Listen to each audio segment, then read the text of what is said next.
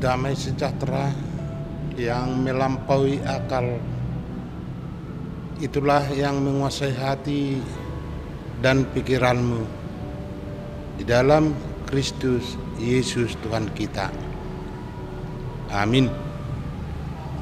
Bapak, Ibu, Saudara yang dikasihi Tuhan, firman Tuhan yang menyapa kehidupan kita di pagi hari ini, Rabu tanggal 18 Desember tahun 2024, diambil dari kitab Mazmur pasal 34 ayat 16, dikatakan,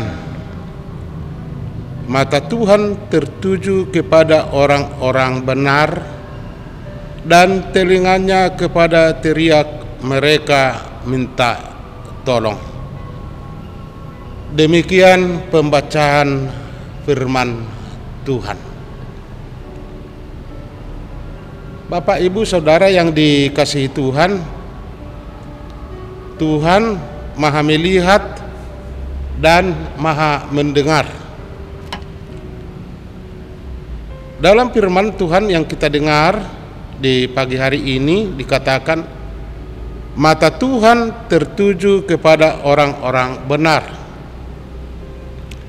Tidak ada manusia atau orang yang benar di hadapan Tuhan, karena kita semua telah jatuh dalam dosa. Penting kita mengetahui latar belakang isi dari nats ini. Mazmur ini ditulis bukan pada saat Daud menjadi raja, tetapi ditulis pada saat sebelum dia raja, seperti yang kita dengar di pagi hari ini.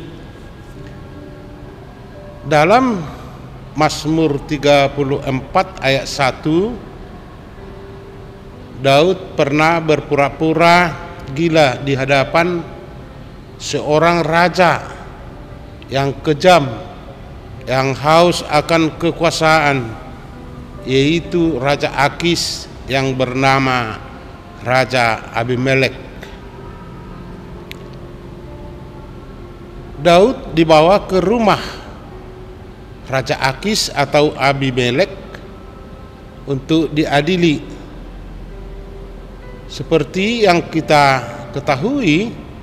telah kita ketahui, Raja Abimelek adalah raja yang kejam. Daud sebenarnya sudah menghadapi suatu ancaman atau suatu keadaan yang sangat genting, yang mungkin nyawanya atau hidupnya akan berakhir di tangan Raja Akis. Itulah yang kita lihat dalam latar belakang pembacaan firman Tuhan di pagi hari ini. Kalau kita membaca dalam Mazmur 34 ayat 1 dibandingkan dengan 1 Samuel 21 ayat 13 sampai 16. Di sini kita lihat Daud mengaku bahwa dirinya tertindas. Dalam bahasa Indonesia sehari-hari, malang, yang tertulis dalam Mazmur 34 ayat 7. Di sini kita lihat perhatian Allah kepada orang-orang yang tertindas atau malang dibela Tuhan. Itulah yang kita lihat dari pengharapan Daud agar Tuhan membela dia supaya lepas dari tangan raja yang haus akan kekuasaan dan raja yang sombong tersebut, yaitu dari tangan Raja Akis atau Raja Amalek. Kesombongan dari Raja Akis ini atau Raja Amalek ini, raja yang bernama Abimelek ini, di sini Tuhan memakai kesombongan raja tersebut menjadi kelepasan dari Raja Daud. Itu boleh kita baca di dalam 1 Samuel 21 ayat 16c. Bapak, Ibu, Saudara yang dikasihi Tuhan, yang walaupun Daud sebagai seorang yang malang atau raja atau sebagai seorang yang sedang mengalami hidup yang kelam, hati yang gelap, tetapi dia tetap berharap kepada Tuhan, karena pada saat itu tidak ada mungkin orang yang dapat membela dia, orang yang dapat untuk merampas dia dari tangan Raja Akis tersebut. Daud hanya bergantung kepada belas kasihan Tuhan saja. Itulah yang kita lihat dalam doa dia dalam Mazmur 34 ayat 7 dikatakan, orang yang tertindas ini berseru dan Tuhan mendengar. Ia menyelamatkan dia dari segala kesesakannya. Itulah kesaksian dari Daud. Tuhan yang kita sembah sanggup mengawasi kehidupan kita siang dan malam. Jangan kita melangkah, jangan kita takut melangkah, karena Allah berada di tengah-tengah kehidupan kita untuk mengawasi hidup kita. Kita tidak sendirian.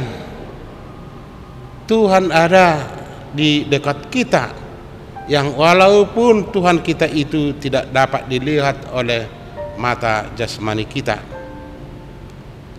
Kita dapat berjalan di lembah yang sangat kelam, hidup yang kelam seperti Daud yang sedang di rumah oleh Raja Akis. Karena kenapa demikian? Yaitu Tuhan yang maha kuasa, Tuhan yang maha pelihat, tidak pernah kapanpun meninggalkan kita bila kita berseru dalam iman. Tuhan tidak pernah lelap untuk melihat kehidupan kita masing-masing. Ada pribadi yang agung senantiasa, yaitu yang melihat kehidupan kita. Ia tidak pernah lelap untuk menjagai kehidupan kita. Itulah yang dialami oleh bangsa Tuhan.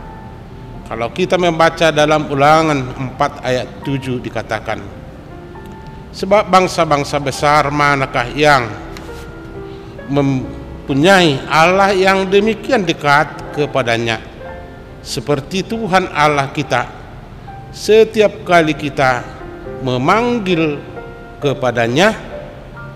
Itulah yang dikatakan oleh penulis kitab Ulangan dalam Ulangan 4 ayat 7. Tuhan dekat, Tuhan mau melihat, Tuhan mau mendengar, Tuhan mau membela orang yang berseru-seru kepadanya. Kedekatan kita kepada Allah sudah sangat sempurna, yaitu di dalam perjanjian baru melalui inkarnasi Allah yang menjadi manusia. Kasihnya yang begitu besar, Allah yang menjadi manusia, yang berinkarnasi menjadi manusia tersebut, kita dibenarkan melalui kematiannya atau kematian anaknya di kayu salib, yaitu Yesus Kristus juru selamat kita. Berarti kita bukan karena kebenaran kita di hadapan Tuhan, tetapi Tuhan sendiri yang membenarkan kita.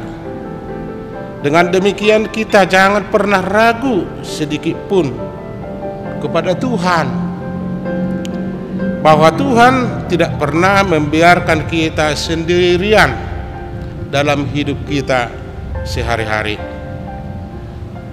Tuhan tidak pernah membiarkan kita dalam hidup, dalam pergumulan kita masing-masing. Dia selalu ada melihat dan mendengar doa-doa orang yang berserah kepadanya, orang yang menyerahkan segala hidup matinya ke dalam tangan Tuhan. Disitulah nampak bahwa Allah kita itu adalah Allah yang Maha Kasih. Asal kita mengaku bahwa kita membutuhkan Tuhan setiap saat dalam kehidupan kita. Itulah kebutuhan kita yang paling utama. Allah kita membela kehidupan kita. Kita telah dibenarkan oleh Allah. Tuhan selalu menjagai kehidupan kita. Allah kita itu, Tuhan kita itu adalah Tuhan Maha Melihat dan Maha Mendengar orang yang berserah ke dalam tangannya. Serahkanlah hidupmu, kita serahkanlah hidup kita ini ke dalam tangan Tuhan. Disitulah kita dapat menerima berkat yang begitu besar. Amin. Mari kita berdoa. Ya Allah Bapa kami yang di surga, puji dan syukur kami ucapkan kehadirat-Mu di pagi hari yang indah ini.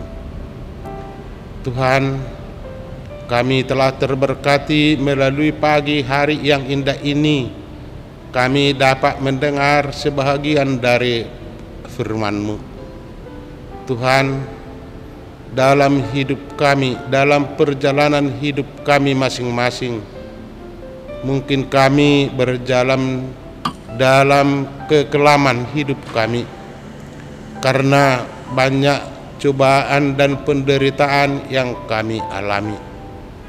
Tuhan, hanya satu pengharapan kami masing-masing, yaitu Tuhan yang mau membela kehidupan kami, Tuhan yang mau menyertai kehidupan kami, Tuhan yang mau melihat relung-relung hati kami yang terdalam. Tuhan, karena Engkau maha pelihat dalam segala kehidupan kami, karena Tuhan maha mendengar doa-doa kami. Tuhan, bila kami berdoa, kami berharap supaya Tuhan mengulurkan tangan-Mu yang kudus untuk menolong kehidupan kami, supaya kami menjadi lebih berserah ke dalam tangan-Mu. Tuhan, bila ada saudara kami dalam kehidupan seperti yang dialami oleh hamba-Mu Daud, berikanlah pertolongan-Mu. Lihatlah beban berat mereka. Ulurkanlah tanganmu untuk mengangkat beban mereka, supaya mereka mendapat keringanan hidup, supaya melalui kehidupan yang demikian semakin berserah ke dalam tanganmu. Demikian juga bila saudara kami ada yang sakit, ulurkanlah tanganmu yang kudus untuk memberkati hidup mereka. Berikan kesehatan kepada mereka. Demikian juga semua sanak saudara kami serahkan ke dalam pengaturan tanganmu, supaya mereka mendapat berkat yang begitu besar melalui firman-Mu yang kami dengar di pagi hari ini. Segala dosa yang kami perbuat, hapuskanlah itu. Kami hanya berdoa di dalam Kristus Yesus Juru Selamat kami. Amin.